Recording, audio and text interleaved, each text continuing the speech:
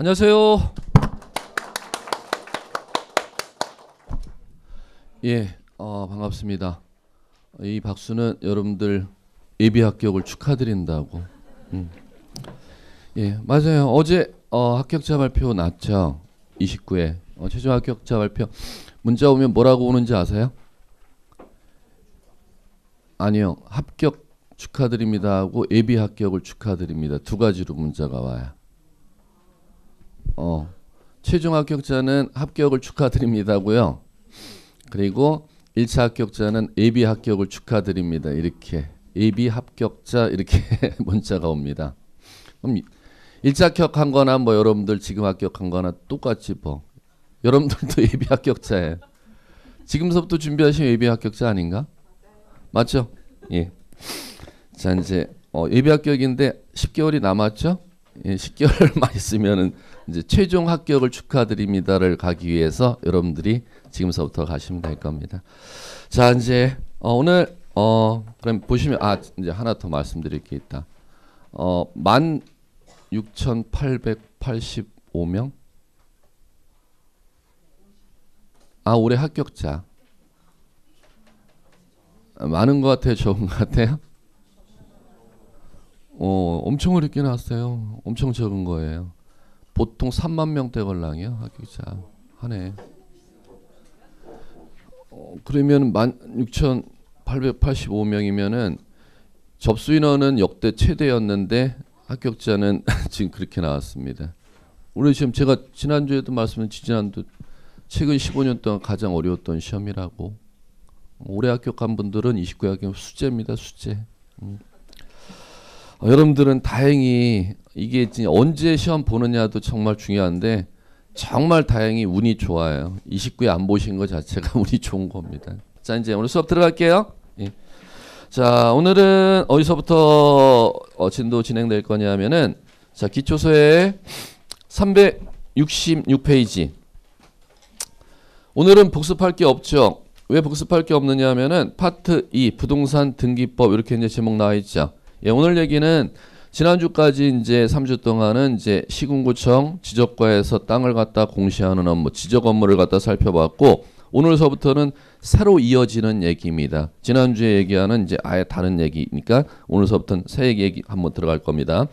자, 이제 오늘서부터 들어갈 얘기가 어디서 하는 업무를 갖다 들어갈 거냐면은 여러분들 등기소라는 관공서에서 이제 부동산을 갖다 공시하는 업무를 갖다 법률용어로 부동산 등기 업무 이렇게 불러요. 그러면 우리 지난주에까지 이제 나갔던 게 이거였지 않습니까?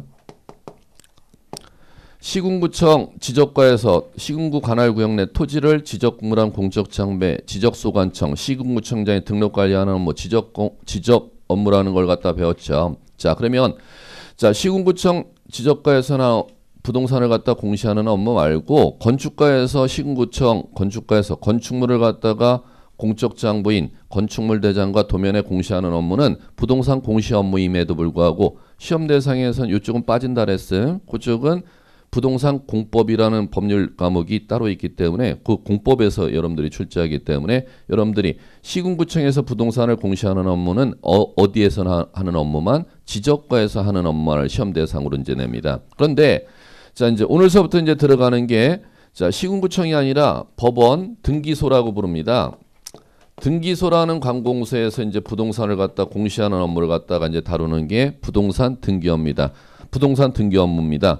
요 부동산 등기 업무는 등기소라는 관공서에서 다룹니다. 등기소라는 관공서는 명칭이 등기소인데도 있고 법원이라는 관공서가 법률적으로 다 등기소입니다. 거기에 가보면 토지 건물에 관한 정보를 갖다가 등기하는 부동산 공시 업무를 갖다가 법원의 공무원 중 등기관이라는 공무원이 그 업무를 합니다. 그것을 갖다 이제 여러분들 시험에서 12문제 쪽을 갖다 이제 이쪽을 갖다 출제합니다. 자, 그러면 부동산 등기 업무 이제 다룰 때 요 부동산 등기 업무를 이제 다뤄나가는 방식은 워낙 이 지적 업무보다는 양이 한 4배 이상의 양이 방대해요. 문항수는 똑같은데 여러분들이 공부하기가 어려운 게 이제 이쪽이 걸랑이요. 양이 워낙 방대한데 문항수는 똑같이 이제 배당돼 있어요. 자, 그러면 부동산 등기 업무 이제 풀어나갈 때는 다른 지식이 좀 많이 전제가 돼야 되는데 특히 뭐가 전제돼야 되느냐면 여러분들 1차 과목이 민법이라는 과목 배우시죠?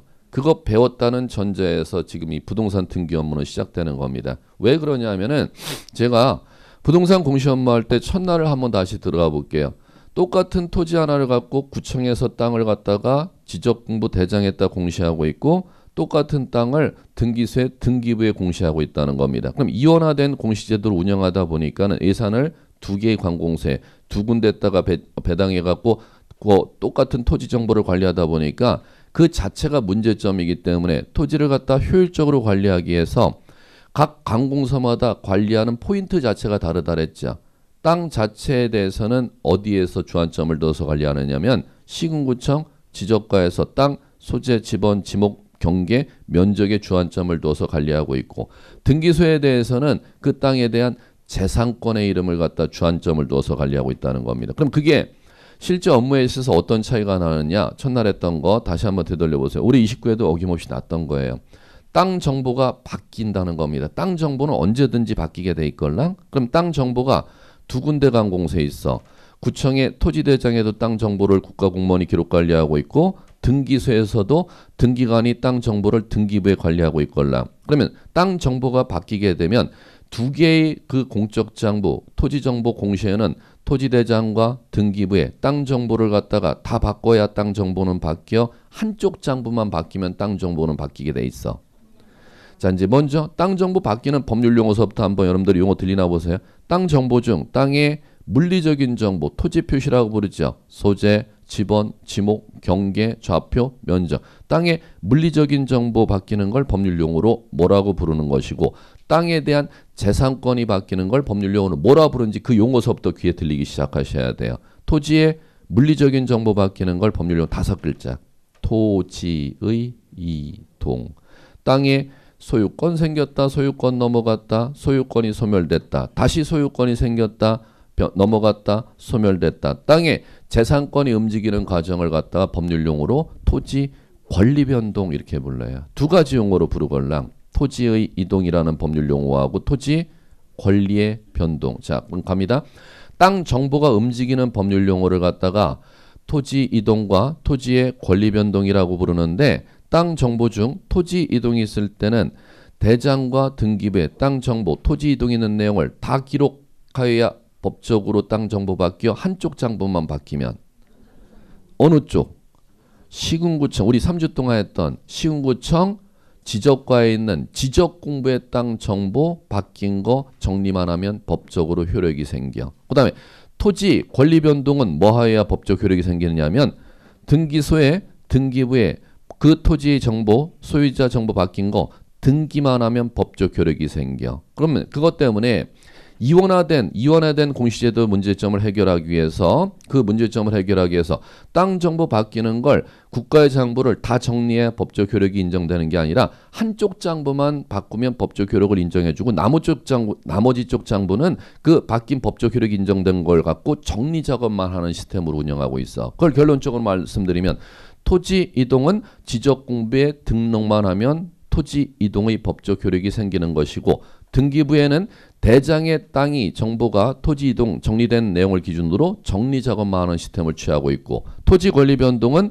등기만 하면 법적으로 땅 권리 변동의 효력을 법에서 인정해주고 토지대장에는 등기 자료가 넘어와야 그 등기 자료를 기준으로 대장의 소유자 권리 변동 사실을 정리 작업만 하는 시스템을 갖다 취하는 것을 갖다 우리나라에서 취하고 있다는 겁니다. 그러면 자 이제 이 부동산 등기 업무를 갖다 배울 때는 지금 말씀드렸던 걸 왜 말씀드렸느냐? 토지 이동은 등록하여야 토지대장에 등록하여야 법적 효력이 인정되는 거. 권리 변동은 뭐하여야? 등기, 땅 정보가 바뀌는 법률 용어가 두 가지 용어가 있대. 토지 이동이라는 법률 용어와 토지의 권리 변동이라는 법률 용어가 있는데 이걸 왜 말씀드렸느냐? 권리 변동을 갖다가 등기할 때는 토지의 권리 변동이라는 토지의 권리 변동이라는 법률 용어는 등기법이라는 법률엔 절대 규정되어 있지를 아니하고 토지에 대한 권리 변동을 갖다 배워나가는 법률의 이름이 여러분들 민법이라는 법률입니다. 그럼 결국 권리 변동은 뭐하여야 법적 효력이 인정돼? 토지가 여기 부동산에 속할 거고 그거 등기하는 것은 국가의 공무원이 하는 업무걸랑 토지의 권리 변동을 다 배웠다는 전제에서 국가의 공무원이 그걸 등기하는 업무를 제가 다루는 거지 토지 권리 변동을 갖다 제가 다루지는 않는다는 겁니다. 그 토지 권리 변동을 다루는 법률의 이름을 뭐라 부르고? 민법. 민법. 그렇기 때문에 왜 부동산 등기가 어렵냐면 이 법 자체는 국가공무원이 하는 부동산 등기하는 업무는 민법을 다 배웠다는 전제에서 시작이 되걸라. 그럼 여러분들이 지금 이제 중개사 공부하시기 위해서 처음 이제 시작하실 때는 민법을 갖다가 다 배웠어요? 아니면 1년 동안 배우고 있어? 1년 동안 그걸 다 배웠다는 전제에서 그 다음에 시작되는 법률이 지금 국가공무원이 해주는 업무가 이거라는 겁니다. 그러니까 여러분들은 1년 동안 그걸 이 민법을 반복 민법 교수님하고 해도 그걸 1년 동안 해도 그거 60점 넘기기가 어려운데 그걸 다 배웠다는 전제에서 이 과목은 자체는 공무원이 이거 하는 업무를 갖다 시작하는 거니까 여러분들이 2차에서 제일 어려워하는 게 이쪽 얘기일 수밖에 없어요. 자, 이제 한번 들어갑니다. 자, 부동산 등기 쪽은 자, 이제 먼저 자, 부동산 등기 이제 제가 펼쳐나가는 방법은 자, 이 교재하고는 좀 많이 다를 거예요. 자, 요 기준으로 펼쳐나갈게요. 자, 부동산 등기 업무할 때는 이제 제가 이제 지금 서두권한 게 자, 뭐를 갖다가 전제로 지금 해야 돼요? 민법 다 배웠다는 전제로 해야 되니까는 민법 교수님이 이제 이걸 갖다가 이제 해나가는데 그 민법의 측면을 갖다가 이제 등기 부동산 등기 들어가기 위한 전제 요건인 민법의 측면을 갖다 먼저 제가 지금 설명을 드려야 돼. 이걸 지금 민법 같이 배우시건 안 배우시건 상관없이 민법 교수님하고 다뤄드리는 민법하고는 또 보는 측면이 달라요. 실무 측면에서 보는 민법하고 순수한 학문 측면에서 여러분 시험 보기 위한 1차 과목에서 민법 측면하고는 좀 다루는 방법이 다릅니다. 그걸 갖다 이제 먼저 전제 작업 좀 해드릴 거고. 자, 그 다음에 자, 두 번째는 이 부동산 등기 업무를 갖다 어디에서 하느냐? 등기소라는 관공서에서 합니다. 그러면 여러분들이 부동산 등기 업무 하는 데가 국가의 관공서에서 하는데 등기소에서 그 등기 업무를 하는데 부동산 등기 업무하는 등기소라는 관공서가 어딘지 아셔야 되겠고 자, 그 다음에 아셔야 될 게 자, 그 등기소라는 관공서에 등기 사무 처리하는 공무원이 있습니다. 그 등기 사무 처리하는 공무원인 등기관이 누군지를 알아야겠고 그 다음에 부동산 등기 업무 한다는 것은 자, 어디에다 부동산 정보를 갖다 공시하는 행위를 부동산 등기라고 하느냐면 자, 세 글자의 명칭을 가진 장부의 부동산 정보를 공시하는 행위를 부동산을 등기한다 이렇게 부릅니다. 등기부라는 명칭을 가진 장부에 부동산 정보를 갖다 등기하는 공무원이 입력하는 행위를 갖다 법률용어로 뭐라 부른다? 5글자. 부동산 등기 이렇게 부르는 겁니다. 그럼 여러분들 교재 367페이지에 보시면은 잠깐 거기에 1절에 재료의 제목 나와 있고 자, 그 밑에 소제목에 1 부동산 등기 의 나와 있죠. 그거 안 읽을게요. 이걸 그대로 아셔야 돼요. 여기서부터 이제 책 오늘 많이 못 읽을 거예요. 자, 부동산 등기란 거기에 해놨죠. 거기에 나와 있는 얘기는 지금 그런 얘기가 아니고 간단해. 부동산 등기라는 것은 부동산 정보를 갖다 국가공무원이 누구나 알 수 있도록 그 부동산에 관한 정보를 공적 장부에 입력하는 행위를 갖다 부동산 등기라고 부르는 거예요. 그러면 자, 여기 나왔네. 자, 부동산 등기란 주어가 누가 돼야 돼요? 등기관이. 등기관이 근무하는 관공서 어디? 등기소라는 관공서에서 누가? 등기관이란 공무원이 뭐 하는 게 부동산 등기래요? 뭐에 관한 정보를? 부동산에 관한 정보를 어디에다가? 등기부라는 장부에 뭐 하는 거? 옛날에는 수기로 직접 기재하는 거. 요새는 수기로 장부를 갖다 어떤 국가기관이든 수기로 업무하는 데 없죠. 동사무소 가든 구청 가든 법원 가든 시청을 가든 다 전산에다 입력하지 않습니까? 전산에다 입력하는 행위를 기록이라고 하는 거걸라. 어디에다 기록하는 거? 등기부라는 전산에다가 부동산 정보를 등기관이 기록해주는 행위를 갖다 법률용어로 뭐라 부른다? 부동산 등기 이렇게 부르는 거예요. 어렵게 생각하시면 안 돼요. 그럼 간단해. 부동산 등기란 그 용어 몰라도 상관없지만 그러니까 등기소라는 관공서에서만 등기관은 근무하걸랑 등기소라는 관공서에 등기관이라는 공무원이 부동산에 관한 정보를 갖다 어떤 장부에 등기부라는 전산으로 입력되어 있는 전산정보 처리 장치에다가 부동산 정보를 갖다 뭐 하는 거? 기록하는 거. 옛날에는 수기 작업으로 할 땐 종이에 딱 기재하는 건데 요새는 전산은 입력해야 되니까 입력하는 행위를 기록이라고 법률용어 사용하걸랑요. 기록하는 행위를 부동산 등기다 이렇게 부르요. 자, 그 다음에 자, 그러면 여기 등기소하고 등기관하고 등기부 요걸 이제 먼저 이제 물적 설비, 인적 설비를 갖다 물적 설비, 인적 설비 그 관공서 요걸 갖다 이제 다뤄드릴 거고 자, 그 다음에 자, 부동산 등기 업무 할 때 부동산 등기 업무는 이겁니다.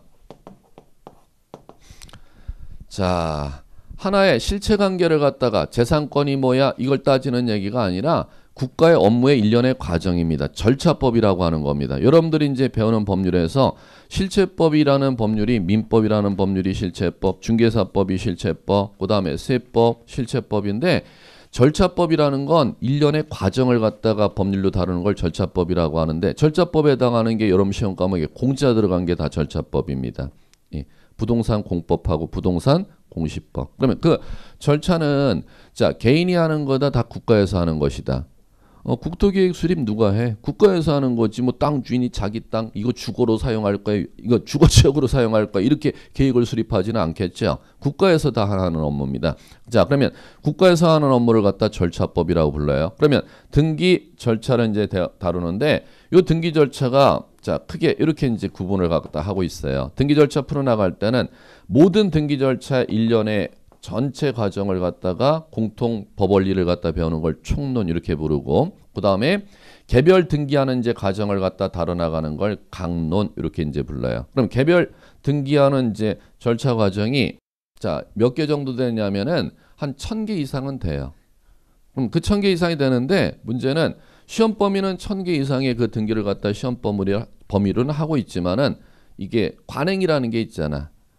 워낙 범위가 넓다 보니까 범위는 1000개 이상의 등기를 갖다 여러분들이 하는 과정을 다 시험 범위로 놨는데 그 시험 문제를 갖다 딸랑 그러면 여긴 12문제로 해놓고 이걸 내라고 해놓고 시험 범위 1000개에 해당하는 걸 매년 그럼 바꿔서 그러면 10년 전에 나는 거 내년에 한 번도 안 난다는 얘기가 원리가 나오는 겁니다. 왜? 매년 바꿔도 매년 새로운 문제를 낼 수가 있으니까. 근데 이 시험은 그렇지는 않아요.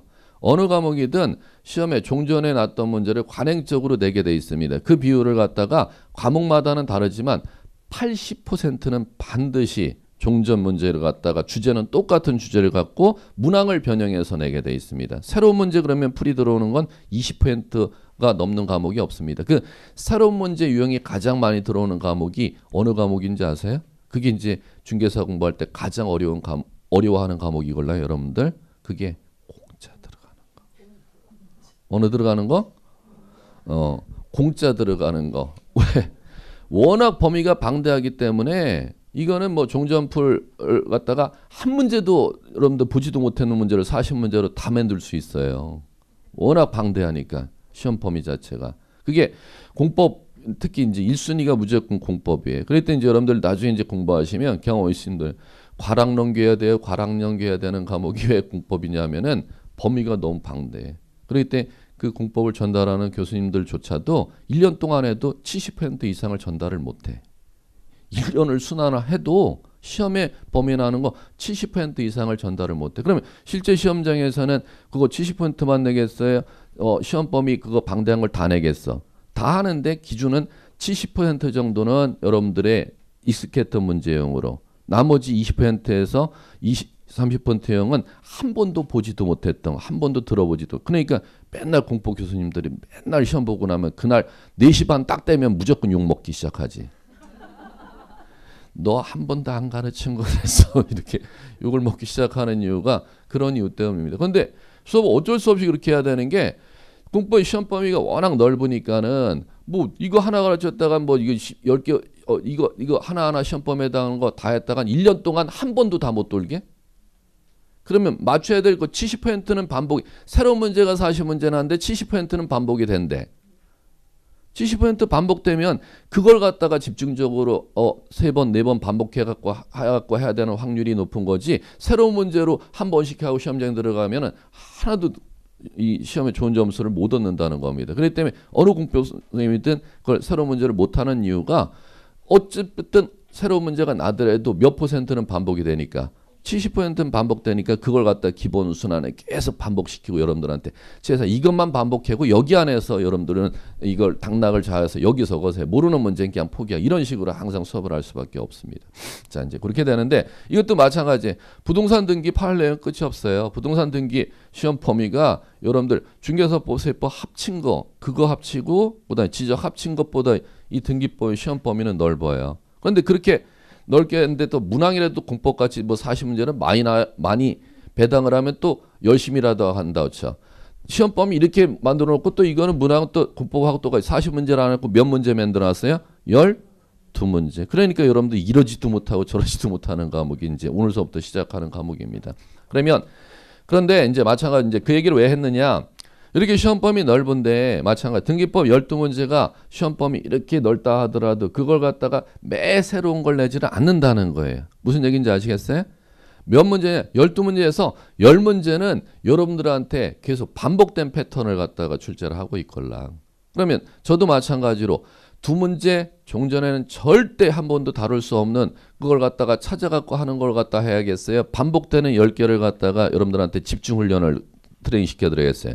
반복되는 10개 주제는 어느 해도 반복이 돼 있걸라. 새로운 거 여러분들이 한 번도 못 보는 문제가 반드시 두 문제가 날 거고 나머지 10문제는 주제는 아는데 이걸 갖다가 상중하 난이도로 문형을 변형해서 나기 때문에 저도 마찬가지로 이 시험범위 넓다 하더라도 이걸 갖다가 1000개 다 이렇게 할 수는 없다는 거예요. 거기에서 이제 그러면 몇 개를 갖고 이제 70%를 10문제를 반복하느냐? 이 강론의 주제에서 15개 정도 갖고 몇 개 등기 절차 갖고 15개 정도 주제 절차는 매년 반복되는 주제이기 때문에 그걸 갖다 이제 1년 내내 여러분들하고 트레이닝 작업을 갖다 제가 해드린 거예요. 그러면 그 이제 강론에 해당하는 이제 15개 이제 등기 이름들이 이제 이런 것들이 걸랑요. 보존 등기, 그 다음에 이전 등기, 그 다음에 자 이제 용의권 등기, 그 다음에 담보권 등기,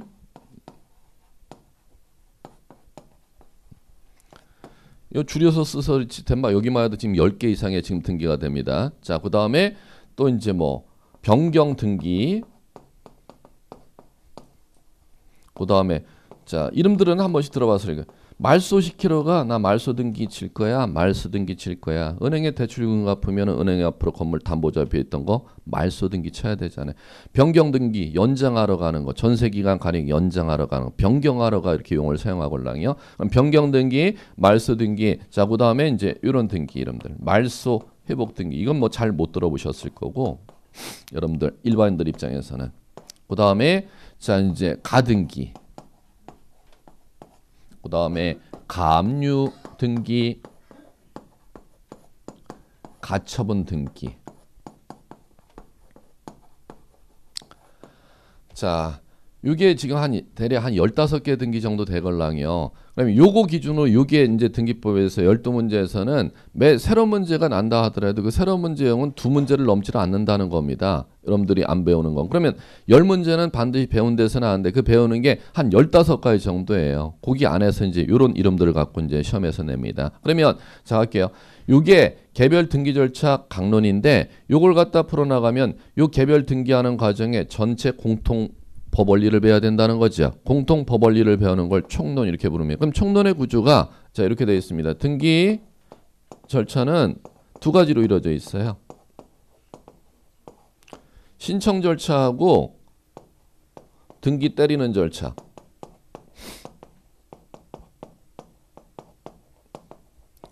이렇게 양대축입니다. 등기 신청하는 절차는 뭐냐면 민원인이 들어가는 과정. 들어갈 때 누가 들어갈 수 있는 자격이 있어? 들어갈 수 있는 자격이 있다면은 신청 정보를 뭐를 갖다가 적어야 되고 첨부 정보를 뭐로 제공해야 되는지 이 측면이 이제 신청 절차 측면이고 등기 실행 절차 측면은 민원이 들어오게 된다면은 등기관이란 공무원이 어떤 일련의 과정을 거쳐서 이제 업무를 갖다 진행하느냐가 등기관의 측면. 이건 여러분들의 측면, 요거는 등기관의 측면. 양대축으로 여러분들이 이제 공부해 나가시고. 그러면 이걸 왜 배워야 되느냐? 요게 모든 등기에 다 적용된다는 겁니다. 그럼 보존등기 먼저 배우려면 보존등기 할 때 누가 보존등기 민원을 집어넣어야 돼? 민원인 집어넣을 수 있는 자격이 누구한테 있어? 보존등기 신청한다면 신청 정보를 뭐를 제공해야 되고 첨부 정보 뭐를 제공해야 되고 그럼 보존등기 신청이 들어오면 보존등기 실행 어떤 절차를 거쳐 보존등기 실행해. 그 다음에 이전등기에 그럼 가령 만약에 매매에 따라 소유권 이전등기하면 매매에 따른 소유권 이전등기 누가 신청할 수 있는 자격이 있어? 신청 정보 뭐를 제공해야 되고 첨부 정보 뭐를 제공해야 되고 그 다음에 소유권 이전 등기 신청이 들어오면 소유권 이전 등기 어떤 절차를 거쳐 소유권 이전 등기 업무를 갖다 해. 그러면 보세요. 이 얘기는 어느 개별 등기에 적용되는 거다. 모든 등기에 다 적용되는 공식이다. 공식이라는 거예요. 그렇기 때문에 항상 우리나라 법은 이렇게 이제 이루어져 있다는 겁니다. 뭐와 뭐로? 총론, 강론. 그럼 여러분들은 이 자리 이름이 자 등기법은 등기 절차를 기준으로 총론, 강론 이렇게 이루어져 있지만은 그 다음에 민법은 이 자리 이름이 뭐로 되는 거예요? 권리, 변, 동이 이 자리가 되는 겁니다. 권리변동의 총론을 민법, 총치. 권리변동의 개별 권리변동의 이름 뭐 배워요? 물권변동, 채권변동 두 가지밖에 안 배우잖아. 그거 배우는 거잖아요. 모든 법 원리가 이런 식으로 이제 다 돌아가게 돼 있는 겁니다. 용어 감 잡히시겠어요? 무슨 용어인지 이렇게 이제 배우는 겁니다.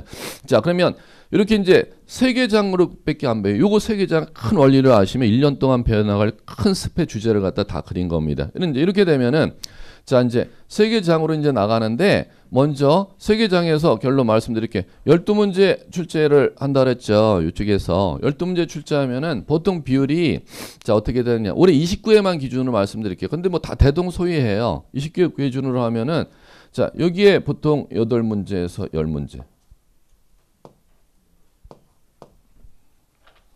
아니구나. 여기에 10문제에서 11문제. 10문제 내는 경우가 있고 11문제 내는 경우가. 그러면 여기 앞에 두 개 단원에 지금 만약 10문제 낸다면 몇 개 남아요? 두 문제 남죠. 하나 이렇게 배당을 해요. 그러면 만약에 등기 절차 11문제를 갖다 내요. 12문제에서. 그러면은 자, 요쪽에 한 문제나 요쪽에 한 문제를 배당해서 이렇게 출제를 하고 있으면 그러면 등기법의 거의 90%는 다 어디에서 출제되는 거예요? 등기 절차, 총론과 강론 갖고 출제합니다. 자, 이 기초서는 지금 아직 본수 아니라 그랬죠? 자, 그럼 이제 제가 맵 짚어드릴게. 지금 요 교재는 지금 우리가 앞으로 제가 1년 동안 나가기 요거 항상 요 방식으로 이제 나갈 건데 이렇게 나갈 건데 요 교재는 아직 정식 교재가 아니니까는 여기 입문 과정이니까는 뭐가 나왔는지 말씀드릴게요. 먼저 요거에 대해서 나왔어요. 민법에 대해서 이제 다루는 얘기를 갖다 이제 여기다가 자, 여러분들 교재 짚어드릴게. 367페이지서부터 시작하죠. 거기서부터 시작해 갖고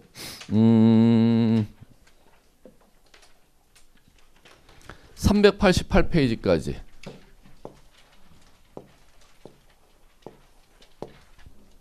여기까지가 지금 이 얘기예요. 이 얘기. 민법 얘기. 민법 얘기 요약해서 이제 시작 워밍업 하는 것이고. 자, 그다음에 자, 이 얘기 등기소하고 등기관은 장부 있죠. 이건 뭐 본론 과정에서 한 번만 하면 되는 거기 때문에 입문 과정에서는 굳이 필요 없어 해 놓고 이제 저자본이 이건 뭐 여기 기초 서술을 안 해 놨고 이렇게. 이건 본 과정에 한 번 정도만 하면 되는 주제이기 때문에 이거는 지금 여기서는 굳이 입문 과정 필요 없다고 생각하고 이제 여기 이제 저자분은 이걸 안 해놓은 거고 이렇게 이해를 하셔야 돼요. 자, 그래놓고 자, 그러면 근데 이거 해드릴 거예요. 다음 과정에 해드릴 거고 다음 주에 해드릴 거고 기본 용어는 아셔야 되니까. 세 번째 이게 이제 등기법의 99% 문제가 다 여기서 나잖아요. 자, 이거에 자 갑니다. 총론 있죠. 이 총론 과정이 388페이지서부터 끝까지가 총론이에요. 끝까지 어디 있지? 끝까지 페이지 찾으신 분.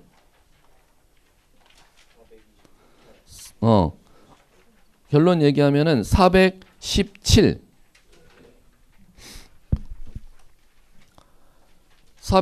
있죠. 교재. 그까지가 지금 388페이지서부터 교재 417페이지까지가 지금 요거 이제 저자분이 서술하는 거예요. 총론. 그러면 자, 이쪽 강론 있죠. 이쪽 등기는 지금 아직 워밍업 과정이기 때문에 아예 소개 자체를 안 한 것이고 여러분들 이렇게 이해하시면 돼요. 근데 시험은 결론은 다 여기서 나는데 10문제, 11문제 내면은 여기 2문제, 이쪽이 8문제 이렇게 나요.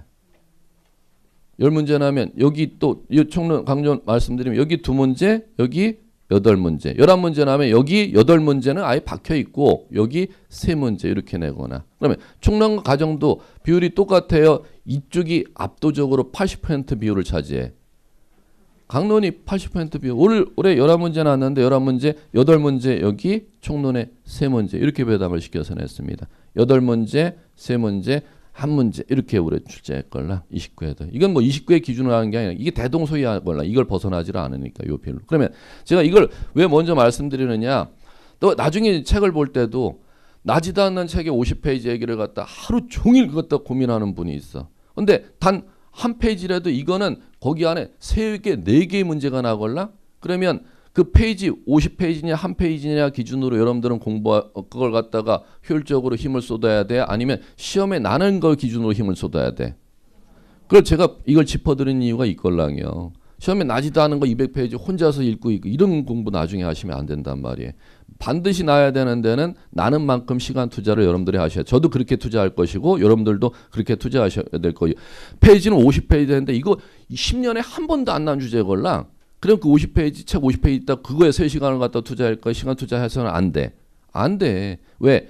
작년에 중요한 거 올해 중요하고 15년 전에 중요한 건 현재도 중요한 거지 15년 전에 안 중요했다고 올해 중요한 갑자기 이렇게 되지는 않는다는. 그래 왜 아까 제가 시험에 80%는 반복이 되어 있는 게 영원히 그 과목에서 그 주제에 중요하다고 생각하는 건 80%가 반복되는 게 그 주제라는 겁니다. 여러분들 그렇게 나중에 공부를 갖다 효율적으로 하실 때 그걸 갖다가 하셔야 되는데 그걸 갖다 선생님들이 짚어 주실 거고 만약에 안 짚어주면은요 가장 좋은 팁을 말씀드리면은 기본서 나오죠. 기본서 나오면은 기본서에 보시면은 맨 앞에 기출문제 분석표라는 게 있어. 그걸 갖고 자기가 먼저 별 5개 별 4개 먼저 책을 갖다가 본 수업 들어가기 전에 책 깨끗한 거 받으면 그 기출문제 분석표 갖고 그 해당 주제 찾아가면서 별 5개네 별 4개네 만들어 놓고 책을 갖다가 읽어나가는 게 더 효율적인 방법일지도 몰라요. 그렇게 한번 여러분들 공부하시면 그게 공부하는 하나의 또 팁입니다.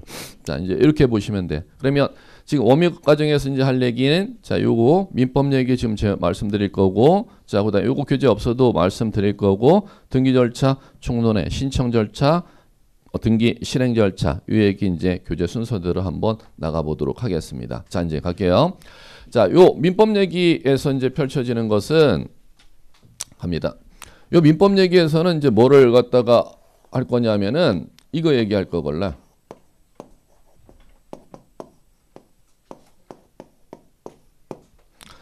이 부동산 등기를 갖고 이제 민법 얘기에서 이제 해나갈 겁니다. 자 그러면 이 부동산 등기에서 이제 할 얘기가 이 부동산 등기를 갖다가 왜 하도록 민법에서 만들어놨느냐는 겁니다. 이건 등기법에 절대 이런 얘기 없어요. 부동산 등기해야 된다, 부동산 등기해야 된다가 민법 법조문에 규정되어 있는데 그 민법 법조문에 크게 축으로 하면 3개의 법조문을 갖고 이제 부동산 등기를 갖다 얘기하고 있는데 그 부동산 등기를 민법에서 왜 하도록 법에서 민법에서 제정해 놨는지 그 이유를 갖다 이제 첫 번째 들어가셔야 돼요. 자, 그래야 등기법 들어올 수 있고. 자, 두 번째. 이 부동산 등기하는 데 있어서 우리나라가 부동산 등기 업무를 어떤 방식으로 부동산 등기 업무하는지 특징을 갖다 아셔야 돼요. 우리나라 부동산 등기 업무를 국가에서 하지 않습니까? 이 부동산 등기 업무 하는 데 있어서 어떤 제도적 특징이 있는지 부동산 등기의 특징입니다. 그 다음에 세 번째 이 부동산 등기하려면 이 강론 이게 이제 시험 문제 난다면서요. 그럼 법에서 이 부동산 등기 이름들이 법률용어 한 1000가지가 되걸랑 그 1000가지 법률용어 이름 변별 작업이 이제 여기서 워밍업이 돼야 돼요. 그게 이제 부동산 등기의 이렇게 부르는 거예요. 종류. 다 그럼 결국 지금 이거 배우는 거 민법 얘기는 부동산 등기 수식어, 부동산 등기의 기능, 부동산 등기 업무의 특징, 부동산 등기의 종류 이렇게 갑니다. 그다음에 자 이제 오늘 이 민법 반도 못 가요. 가는데 부동산 등기 이제 할 때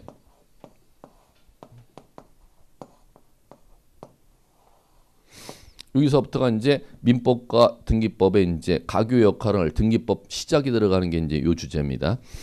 부동산 등기법에는 민법에서 이제 다루는 그 등기라는 걸 갖다 하게 된다면 구체적으로 무엇을 갖다 등기할 수 있는지를 갖다가 이제 아셔야 되걸랑요. 등기할 수 있는 것과 등기할 수 없는 것을 갖다 법에서 규정해 놨는데 우리나라 부동산 등기법이라는 법률은 다음 이거 요거에 대해서만 등기할 수 있어 법에서 이렇게 만들어 놨습니다. 그걸 법률용어로 이렇게 부르는 겁니다. 부동산 등기 사항 can. 다음 법에서 정해진 그럼 요거 등기할 수 있어. 요거 등기할 수 있어. 요거 등기할 수 있어. 그 법률을 배우셔야 된다는 거죠. 그러면 왜 그걸 배워야 되느냐? 그 법률에 해당하는 게 등기할 수가 있다면 법률에 해당하는 사항을 갖추지 못한다면 등기할 수 있어. 등기할 수 없어. 그럼 이거 등기할 수 있어, 등기할 수 없어 변화가는 이제 등기법의 시작 얘기가 여기서부터 이제 시작이 되는 거걸래. 자, 이제 그다음에 자, 이제 요걸 배우고 나면은 부동산 등기에 대해서 자, 이제 요거 배우셔야 돼. 부동산 등기라는 걸 하게 되면 어떤 효력을 갖다가 민법에서 인정해 준. 이건 다 민법에 또 민법으로 가셔야 돼. 여기는 그럼 결론 요 주제 하나 빼놓고는 다 민법 주제들 지금 오늘 배우셔야 돼요. 오늘하고 다음 주까지 이제 이어질 거예요. 자, 워낙 크니까. 그다음에 요 등기가 자 부동산 등기의 효력이라고 하는 겁니다. 그러면 부동산 등기하게 되면 법에서 민법이란 법률에서 등기하면 어떤 효력 인정해 줄게, 등기하면 어떤 효력 인정해 줄게, 그게 민법 조문에 다 규정돼 있걸랑요. 그러면 그 민법 조문에 규정되어 있는 등기 효력이라는 걸 배우셔야 돼. 그럼 지금 민법 안 배워나가고 있으니까 여러분들이 제가 먼저 선수 쳐서 지금 수업을 하는 수밖에 없어요. 민법 교수님 지금 한참 민법에 용어 갖고 지금 뭐 여러분 트레이닝 시키고 있는데 이거 다 배웠다는 전제 이 얘기를 민법 교수님 지금 할 시간이 있겠어요? 그러니까 제가 먼저 치고 나가야지. 무슨 얘기인지 아시겠죠? 예. 자, 그다음에 요 등기가 법적 효력을 인정하려면 법률상 갖춰야 될 요건이 있어요. 그걸 등기, 부동산 등기의 요건 이렇게 부르는 겁니다. 참고로 자, 올해 이제 중개사 시험 문제는 공시에서는 지금 요걸 갖다가 출제했고요. 그다음에 올해 민법 29의 문제는 요거를 출제했고 등기의 유효권. 등기 유효권이라는 건 등기가 법률상 민법에서 요구하는 법률상 요건을 충족해서 등기가 돼야 되잖아. 그걸 충족하지 못하고 등기가 됐을 때 유효야 무효야 그 변별력 문제가 이제 민법의 29의 올해 이 문제로 요걸 출제했었고. 그럼 결론 오늘 주제 오늘하고 다음 주 들어가는 주제는 다 민법 주제예요. 요거 하나 빼놓고. 근데 이걸 제가 왜 또 가르쳐야 되는 민법 선생님이 여러분들 민법은 다른 법률에 다 가장 기초가 되는 베이스 법률이기 때문에 해야 될 게 너무 많아요. 민법 교수님이. 제가 나누어서 이걸 갖다가 제가 해드린다 생각하시고 지금 제가 해드리는 이제 민법 얘기는 민법 시간에 이제 시험 문제고 민법 배울 거지만 지금 배울 거다 이제 민법 심화 때나 가서 배울 거다. 민법 교수님이 이걸 심화 때에서 이제 얘기할 수밖에 없어요. 근데 저는 이걸 얘기 못하면 아예 들어가지를 못하걸라. 그 측면이 있는 겁니다. 민법 교수님 이제 요거 여러분들한테 전달하는데 저한테 징그럽게 듣고 나서 거꾸로 앉아 민법 기본 1월이나 빠르면 기본 과정 그다음에 이제 보통 심화 때 다 이걸 다루고 안 다루고 그냥 공시법 선생님이 다 지어하고 그냥 가시는 민법 교수님들도 있는데 이제 이걸 제가 먼저 다뤄야 돼요. 이걸 여러분들한테 그렇게 이제 이해하시면 돼요. 자 이제 갑니다. 여기서부터 자, 부동산 등기가 어떤 역할을 하냐가 부동산 등기 기능이라고 합니다. 자, 이제 요거 보시려면 제목은 여러분들 367페이지 교재 보세요.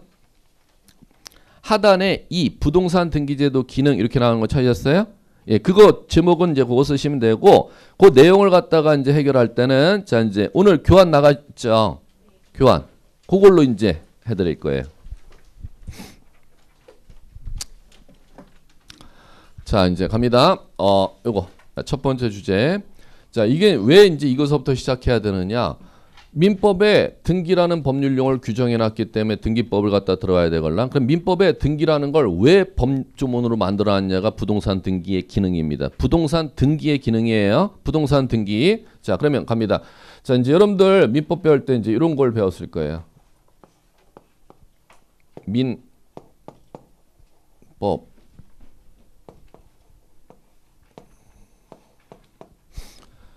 자, 민법이 법률이잖아요.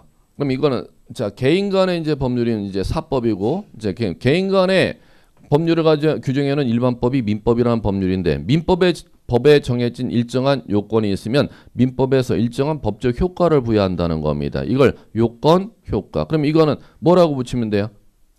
법률 요건, 법률 효과. 이 민법이 법률이잖아요. 법률 요건, 법률 효과. 자, 이제 먼저 귀납법으로 한다면은 결론부터 내는 거죠. 귀납법은 민법에 주어진 법적 효과는 이거걸랑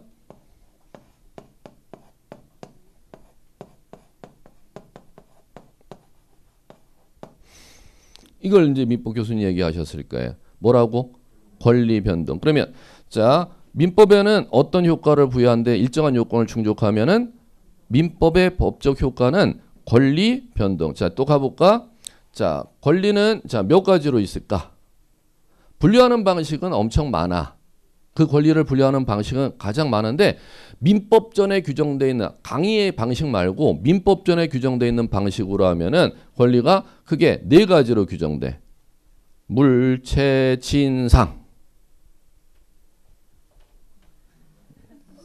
했다고 민법 교수님 했다고 빨리 얘기해. 물체, 진상. 물권 시작. 안 되면 불러 빨리 안 되면 따라서 하기 말로 물권, 채권, 친족권, 상속권. 자, 그럼 갈게요. 그거는 법률에 의한 분류 방식이야. 그럼 법률에 의한 분류 방식이 물권, 채권, 친족, 상속이 법전에 규정되어 있는 권리의 분류 방식이에요. 그러면 권리를 그거 말고도 여러분들 뭐 절대권, 상대권 들어보셨죠? 지배권, 청구권, 항변권 그런 것도 들어보셨죠? 그 권리 분류하는 방식은 할 일 없어 갖고 이제 학자들이 하는 거. 그럼 법률설 분류 방식하고 학자들이 그걸 갖다 한 글자 한 글자 따지는 분류 방식하고는 또 여러 가지 이제 권리를 분류하는 방식인데, 그럼 가장 기본적으로는 그거부터 이제 먼저 법률상 분류 방식부터 먼저 들려야 된다는 겁니다. 권리를 민법에서는 물권, 채권, 친족, 상속권 이렇게 나누는데, 그걸 이제 강의하는 분들이 또 많은 게, 자, 물권과 채권은 재산에 대해서 생기는 권리라서 이 두 가지 이제 물권, 채권 말면 재산권 이렇게 부르고, 친족과 가족권이라는 권리는 가족법상의 권리라서 가족권 이렇게 부른다는 겁니다. 이 분류를 이제 이렇게 해놨는데, 그러면 그 권리가 자 뭐가 일어난대요? 변동. 자, 그럼 변동이 일어나는 건 자 이렇게 일어나죠. 권리 생길 수 있죠. 그럼 뭐라고 부를까? 발생. 권리가 바뀔 수가 있는데, 변경. 권리 없어질 수 있는데, 이건 간단하네. 자, 준비. 이거와 이거는 따로 국밥으로 일어난다. 항상 같이 일어난다. 자, 그럼 갈게요. 그러면 그게 권리 변동이 생기려면은 그 권리 변동은 반드시 뭐가 있어야? 이게 있어야. 요건 없으면 절대 그건 안 생겨. 뭐가 없으면? 자, 그럼 갈게요. 그 요건은 자, 요거에 의해서 이제 만들어지는 겁니다. 요건은 두 가지죠.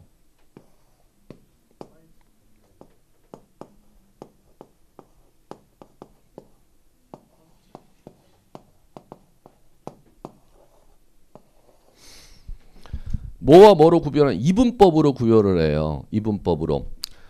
민법에 정해진 법률, 민법이죠. 법률 그대로 법률 행위라는 요건이 있고 법률 규정이라는 요건이 있어. 그럼 이 양자의 차이점 뭐냐? 자, 이 행위라는 요소가 요건이고 규정이라는 게 요건이잖아. 행위라는 요건을 충족하려면 행위 안에 구성 요소에 의사 표시만 있으면 돼. 어떤 표시? 자신의 생각을 외부에 내뱉는 행위를 갖다 의사 표시라는 단어로 만들어요. 그럼 하나 이상의 의사 표시를 구성 요소로 하는 법률 요건을 만들어 놓은 법률 용어가 법률 행위. 그러면 하나 이상의 의사 표시라는 구성 요소를 요건으로 하는 법률 행위라는 요건 충족해서도 권리 변동을 일으킬 수 있고, 민법에 정해진 의사표시라는 구성요소가 아닌 민법에 정해진 일정한 사실을 충족하면, 그 사실이 충족하면 민법에 일정한 법적 효과를, 권리변동이라는 법률 효과를 민법에 부여하도록 만들어놓은 법률 요건을 법률 규정 이렇게 부르는. 그럼 제가 똑같이 한번 예를 들어 볼게요. 지금 거기에서 보시면, 교환해서 보시면 첫 번째 집이 있고 두 번째도 집이 있고 세 번째도 집이 있죠. 건물 세 개가 있는 거 보이시죠? 자, 그럼 고개 들어볼게. 그 첫 번째, 거기 교환 보세요. 첫 번째는 자, 소유자 갑해놓고 매매해놓고 뭐라고 법률 용어 써 있음? 법률 행위. 두 번째 경우수 한번 비교해 보세요. 두 번째 건물 있고 소유자 똑같이 갑인데, 자, 상속 등 법률 규정 이렇게 돼 있죠. 그럼 두 가지 법률 용어를 제가 거기다 던져놨어요. 자, 첫 번째 던져놓은 것은 자 보시면은.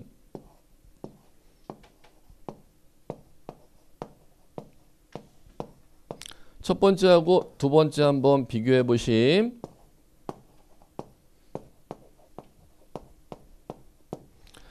갑이 소유자고 법률 요건이 있어야, 법률 요건을 충족해야 권리 변동의 효과가 생깁니다. 자, 그럼 갈게요. 자, 요 권리 변동은 어떤 법률 요건이냐면 매라고 제가 거기다 예를 들어놨고, 그 다음에 두 번째 요거는 지금 그림은 상속이라고 예를 들어놨어요. 자, 보세요. 자, 먼저 이거부터 가야 돼. 지금 이게 문제가 아니야. 자, 매매하면 매도인의 건물이 매수인이 취득하는 걸 뭐라 부르지? 갑의 건물을, 갑이 건물 소유자라며. 건물 소유, 그럼 소유자라는 건 소유권이라는 권리를 갑이 갖고 있다는 거잖아. 이제 소유권 앞으로 민법 시간에 배워나갈 거예요. 소유권이라는 권리를 갑이 갖고 있다는 거잖아. 그러면 그걸 을이 취득하는 걸 갖다가, 이거 먼저 불러야지. 물권 변동. 뭐야? 권리 변동. 그럼 권리 변동 중 소유자니까 소유권을 갖다 매수인이 취득하는 거지. 그럼 소유권은 민법에서 물권이니까 채권이니까 이렇게 던지기 시작해야 돼. 권리 이름 이거부터 불려. 물채친상 중에 어떤 권리일까?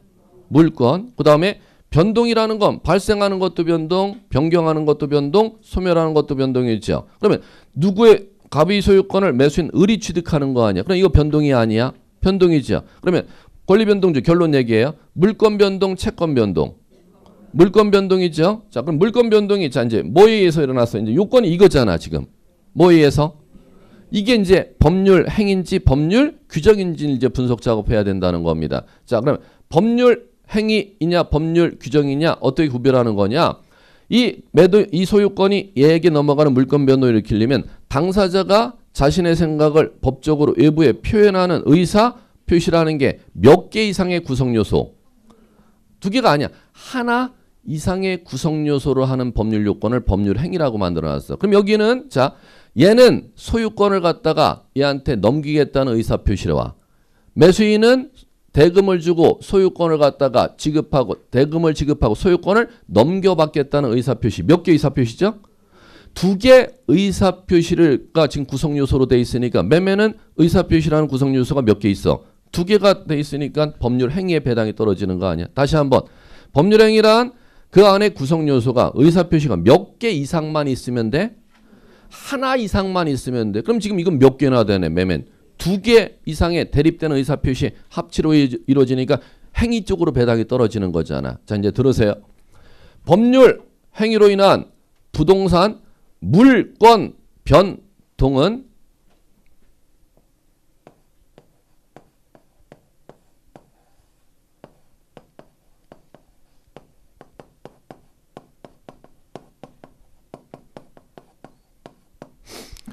뭐를 하여야 효력이 있다 민법 186조에 규정되어 있냐면 등기하여야 그 효력이 있다. 뭐 하여야? 자, 그럼 해볼게. 매도인 갑이었어. 매수인 을이었어.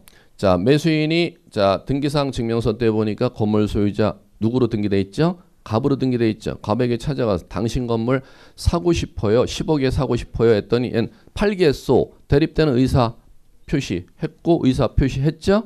그러면 매매에 따라서 그에 따른 이행을 하겠죠? 계약을 하면 이행하지 않습니까? 매수인은 자신의 10억 주겠다는 계약금, 중도금, 잔금 이행하는 행위 끝났죠?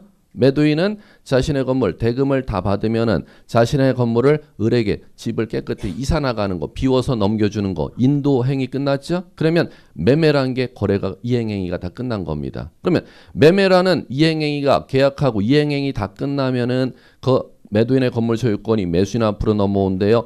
등기하여야 그 효력이 있대.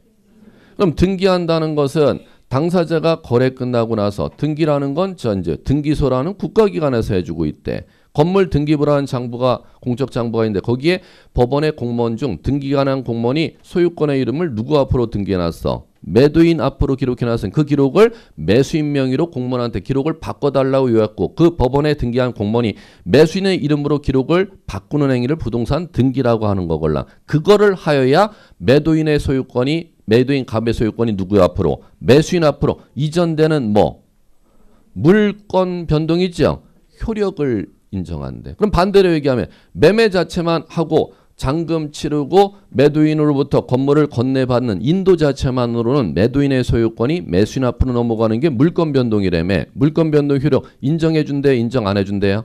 인정 안 해주도록 돼 있다는 겁니다. 이걸 효력 발생 요건으로서의 등기 이렇게 부르는 거예요. 첫 번째 뭐로서 등기? 효력 발생.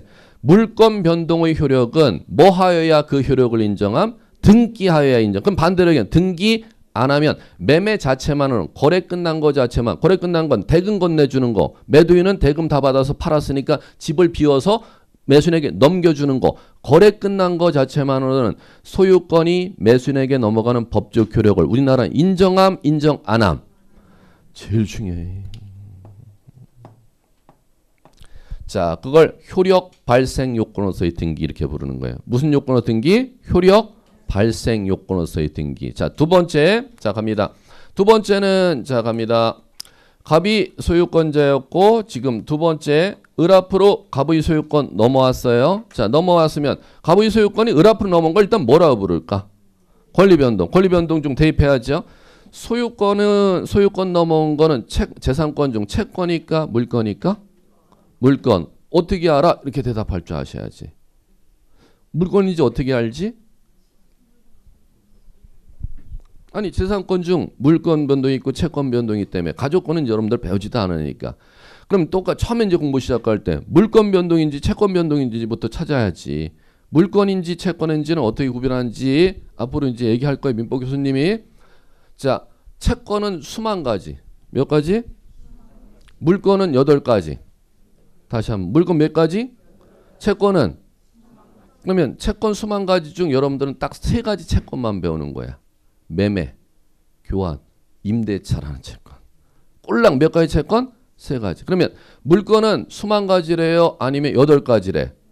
8가지래. 그 8가지라면은 물건의 종류는 8가지로 법으로 정해져 있다면 채권의 종류는 법으로 정해져 있지 않고 수만 가지 채권이 있다는 겁니다. 그러면 이제 여러분들 공부할 때 그 권리가 물건인지 채권인지를 공부하려면 간단하다는 거죠. 법에 정해져 있는 물건으로 이건 물건이야 라고 정해놨다면 그거는 물건이고 물건으로 정해놓지 아니한 것은 다 채권의 배당이 떨어지는 겁니다. 자, 그러면 갈게요. 소유권은 민법 210조에 물건으로 정해놓고 있걸라. 그럼 물건의 종류의 법에 정해져 있는 권리니까 자, 상속으로 인해서 갑이 건물 소유권 갖고 있었지. 상속 생기면 건물에 권리 변동 생겼지. 자, 물권 변동 생긴 거야? 채권 변동 생긴 거야?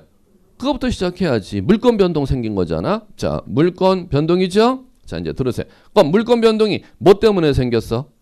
그럼 이거는 법률 요건이잖아. 그럼 법률 요건 또 구별해야지. 자, 법률 요건이 자, 당사자 요 상속이라는 법률 요건은 자, 의사표시라는 구성 요소가 이 안에는 없어요. 어떤 요소가 있느냐 하면은 민법 상속법에는 상속이라는 법률용은 2가지 법률 사실 충족하면 상속의 효과를 인정해 주도록 돼 있어. 2가지 법률 사실 뭔지 말씀드릴게요. 죽었다, 친족이다. 2가지 요건 충족하면 뭐 했다, 뭐 했다? 죽었다, 친족이다. 죽었다, 친족이다. 누가 죽었다? 물건 주인이 죽었다. 이 사람은 그 죽은 사람과 뭐이다? 그럼 여러분들이 이제 민법 배우려면 이런 거 안 배워도 되는 등기법 배우려면 친족 상속법까지 다 배웠다는 전제에서 시작되니까 이제 머리가 아프기 시작하죠. 자, 죽었어요? 죽었고 친족 관계 중 1순위 친족 관계는 상속은 누가 받도록 돼 있냐면 직계 비속. 직계 비속 1순위 상속이 없을 땐 직계 존속 이런 이제 법률 용어들이 있어요. 그러면 참고로 그냥 자식이라고 할게. 쉽게. 그러면 갑 사망한 사람의 자식이 직계 비속입니다. 그러면은 이 사람 2가지 요건 충족해 안 충족해? 충족하죠. 뭐 죽었다. 이 사람과 친족 관계 중 직계 비속 관계라면 어떤 법률 요건 충족? 상속이라는 법률 요건 충족하는 겁니다. 의사 표시가 있었어 없었어? 지금 똑같이 물건 취득하는 거잖아. 물건 변동 생기는 거잖아. 그런데 원인이 요건이 행위로 규정으로 이거는 행위로. 그럼 똑같이 물권 변동, 요것도 똑같이 물권 변동. 차이점은 요거는 행위로, 요거는 규정으로죠. 자, 이제 들으세요. 자, 법률 규정으로 인한 물권 취득은 법률 규정으로 인한 물권 취득뿐만 아니라 취득, 발생, 취득, 변경, 소멸 다 해당하는 겁니다. 법률 규정으로 인한 물권 변동은 등기 없이도 효력이 생긴다. 뭐 하도? 등기 없이도. 그럼 등기 없이도 왜 효력이 생기는데 법조문이 거기서 안 끝나요. 다만 등기하지 않으면 취득한 물건을 뭐하지 못한다 이렇게 되냐면 처분하지 못한다. 자, 등기 안 하면 뭐하지 못한대요? 처분하지 못한다. 그럼 처분하는 행위가 또 뭔지를 알아야지. 처분한 다음은 자 갈게요. 자, 여러분들 이제 앞으로 이제 계속 배울 거예요. 민법 교수님 이제 들어갈 텐데. 소유권이라는 건 법에 정해져 있다 그랬죠. 물건이니까. 그럼 소유권이라는 권리를 가지면 건물 소유권 생겼잖아. 물건 법정주의에서 소유권은 물건이야라고만 정해놓은 게 물건 종류를 법으로 정해놨다는 겁니다. 2번째, 종류만 정해놓은 게 아니야. 소유권이라는 물건 가지면 소유권자는 뭐를 할 수 있는데 그 내용까지도 법률에서 정하고 있어요. 그럼 다시 한번 물건은 종류와 뭐와 뭐를 법률에 정한다는 거예요. 종류와 내용을 법률에 정하고 있다는 겁니다. 그러면 소유권이 물건이야라고 종류만을 규정해놨대요. 소유권이란 물건 가지면 뭐를 할 수 있는지도 정해놨다네. 뭐를 할 수 있는지도 아예 법률로 정하고 있다는 겁니다. 소유권 가지고 있으면 뭐 할 수 있도록 법에 정해놨는지 내용을 볼게요.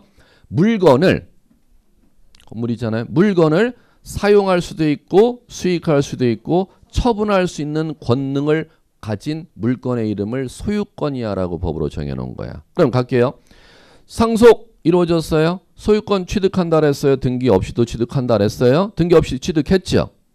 사망했다. 직계비속이다. 관계 있으면 사망한 순간 취득하는 거잖아요. 그러면 소유권 취득했으면 물건 취득했으면은 소유권자는 뭐 할 수 있다 그랬어요. 사용할 수 있고 수익할 수 있고 처분할 수 있다 그랬죠. 자, 이제 제약으로 놨어. 뭐 하기 위하여는 처분하기 위해서는 뭐 하지 않으면 처분하지 못한다. 등기하지 않으면 처분하지 못한다. 그럼 처분하는 게 뭔지 이제 해볼 줄 아셔야죠. 갑 사망했어요. 상속받았죠.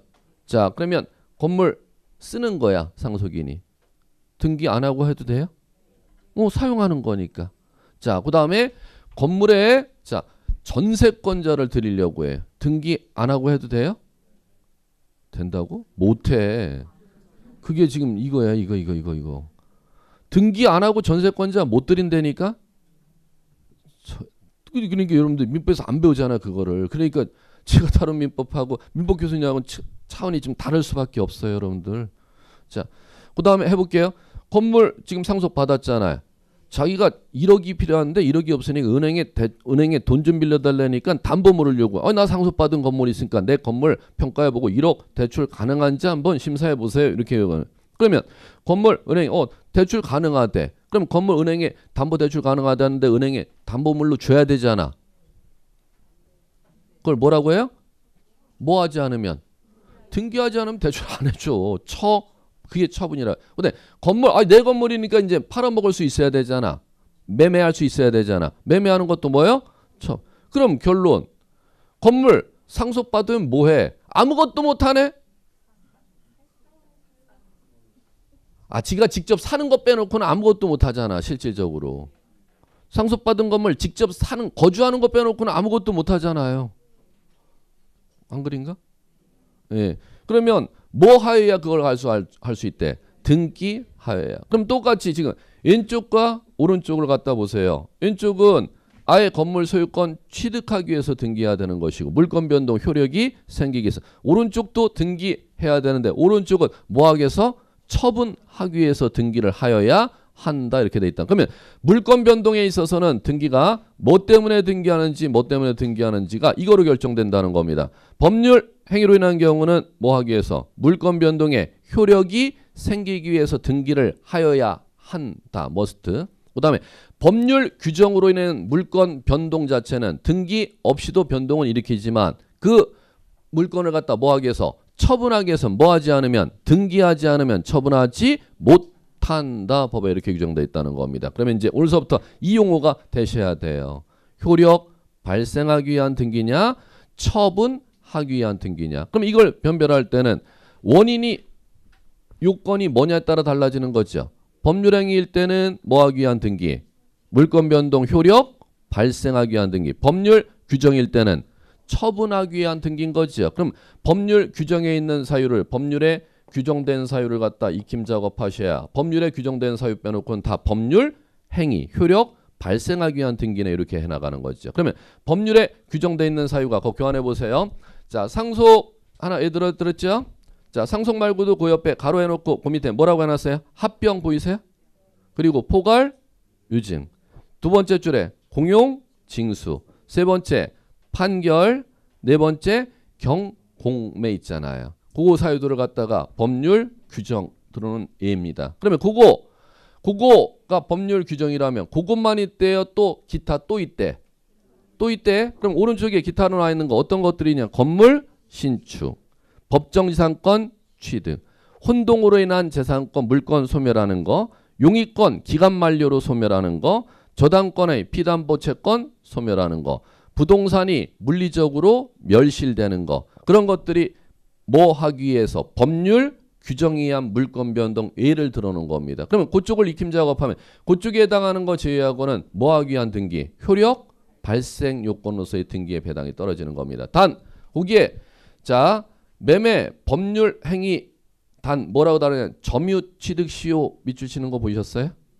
그럼 점유 취득 시효는 뭐에 해당함에도 불구하고 법률 규정으로 인한 물권 취득하는 사유임에도 불구하고 어느 쪽에 배당 떨어져 있다는 거예요? 이쪽에 배당 떨어져 있다는 겁니다.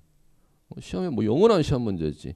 취득시효라는 것은 뭐에 해당함에도 불구하고 법률 규정임에도 불구하고 뭐 하여야 효력이 생긴다? 등기 하여야 효력이 생기는 예외에 해당하기 때문에 단이라고 제가 써놨지 않습니까? 단.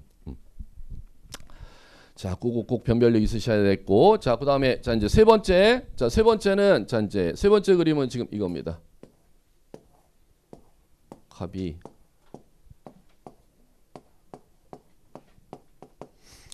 임대인이에요.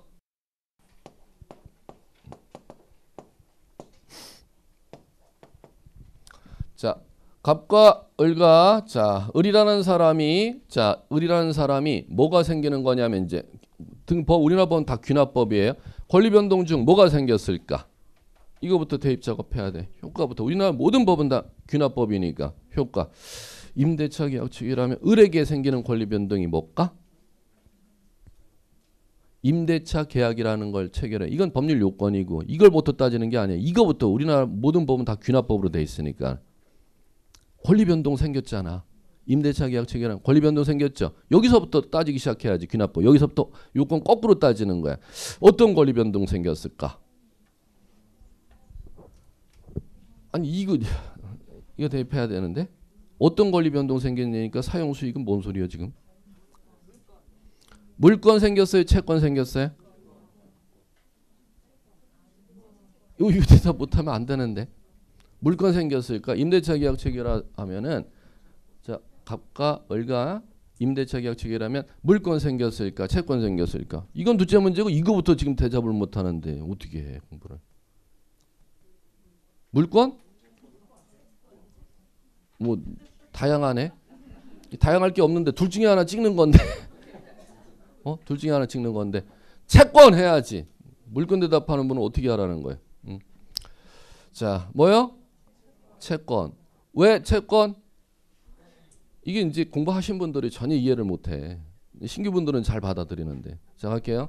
왜 채권이냐면은 자, 갑니다. 여기서는 제가 여기서 다 설명드렸는데 줄여서 그래. 여기서 물권은 법률에 정해져 있지만 그 물건에 법률에 정해져 있는 권리 이름 빼놓고는 전부 다 재산권 뭐로 가는 거야? 채권. 그러니까 이게 학문으로 가면 제가 오래 공부한다 그랬잖아요. 합격하기 위해서 1년 내에 끝내야지 2년으로 가면 이제 이건 학문으로 가기 때문에 2년, 3년, 4년을 갈 수밖에 없습니다. 뭣도 모를 때 합격해야 되걸라 이 시험은. 자, 갈게요. 자, 그러면 소유권 물건으로 정해져 있다 그랬죠. 그럼 이쪽 똑같이 가는 거죠. 임차권이라는 거 물건으로 정해져 있나?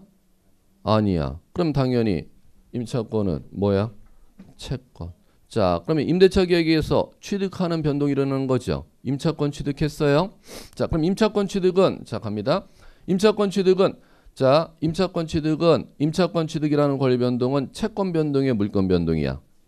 채권 변동이에요. 그럼 채권 변동은 자, 갑니다.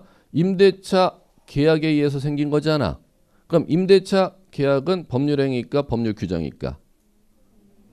임대인은 내 건물 사용 수익하게 해라는 의사표시. 임차인은 그럼 난 네가 갖고 있는 건물을 사용 수익하게 해주면은 나는 너한테 그 대가인 차임이나 보증금을 주겠다는 의사표시. 합치로 이루어지는 법률 행위니까 그 법률 행위로 취득한 게 물권 변동이야, 채권 변동이야. 채권 변동은 당사자의 법률 행위만으로서 효력이 생기는 거야. 당사자의 뭐로서? 법률 행위인 임대차 계약으로서만 효력이 생기는 거야. 그러면 자, 당사자의 계약으로서만 효력이 생기는데 그 임차권이라는 권리 생겼잖아. 그러면 임차권이라는 권리는 이 건물에 대해 생기는 거야, 이 임대인에 대해서 생기는 거야? 임대인에게 네가 건물 소유자라며 그걸 나한테 차임 보증금 받고 사용 수익하게 해준 다음에 그러면 그 건물 나한테 사용 수익을 갖다가 해달라고 이렇게 갑에게 요구하는 권리잖아. 그럼 여기서 소유권 취득했으면 갑의 협력을 필요로 하는 거에 이 건물을 배타적으로 쓸 수 있는 권리야. 상속받 이 건물 매매해서 매수인이 등기해서 취득했어요. 소유권 취득했다며 소유권은 갑과 상관인 거에 을이 배타적으로 이 물건을 직접 쓸 수 있는 권리야. 절대권이냐 상대권이냐. 물건은 절대권. 채권은 이 건물에 뭐 이런 얘기가 아니야. 임차권은 임대인에게 네가 차임 보증금 나 건네줬으니까 네가 건물주로서 이거 사용수익할 수 있는 권리이기 때문에 사용수익 회계해 주세요. 임대인에게 요구하는 권리란 말이야. 그럼 당연히 채권이죠. 상대적인 권리 누구한테만 요구할 수 있어요? 갑, 임대인에게만. 그럼 반대로 얘기하면 임대인이 건물 매매 팔아먹고 건물 이 소유권을 갖다가 제3자가 취득해서 들어오면 물권자가 들어오잖아. 그러면 을은 건물 사용수익할 수 있어요. 이렇게 요구할 수 있어요. 건물에 요구하는 권리야 갑에게만 요구할 수 있는 권리였어. 그럼 새 건물주가 들어오면은 새 건물주가 물건을 뱉어주려면 내 건물이니까 나가 이렇게 행사하면은 쫓겨나야 된다는 얘기네. 뭐니까? 채권이니까. 왜? 임대인에게만 요구할 수 있는 권리였다며. 그럼 따라서 그 채권의 효력을 제3자인 새 소유자가 들어와도 그 채권을 제3자에게까지 주장을 하려면 등기를 하여야 그 효력이 있대요. 뭐 하여야? 그러면 등기라는 걸 하면 그 임차권이라는 채권을 갑에게만 주장할 수 있대. 제3자에게까지도 주장할 수 있대. 제3자에게까지도 그 임차권을 주장할 수 있도록 만들어 놨다는 거예요. 그거를 갖다가 이제 이렇게 만들어 놓은 거예요. 뭐 하기 위해서 등기한다? 대항하기 위해서 등기한다. 자, 그러면 오늘서부터는 이게 민법 기본 심화과정에 할 얘기지만은 그때서부터를 생각하시면 안 돼요. 지금서 끝내야 돼요. 등기는 자, 첫 번째 물권 변동, 두 번째도 물권 변동이잖아요. 물권 변동이 뭐로 생기느냐에 따라 법률행위로 생길 때는 물권 변동에 등기 필요로 해요. 왜? 등기 안 하면 효력 발생, 물권 변동 효력을 절대 인정 안 해주니까 등기해야 되걸라. 그 다음에 법률 규정으로 물권 취득하는 건, 취득 소멸하는 건 등기해야 돼, 안 해도 돼요?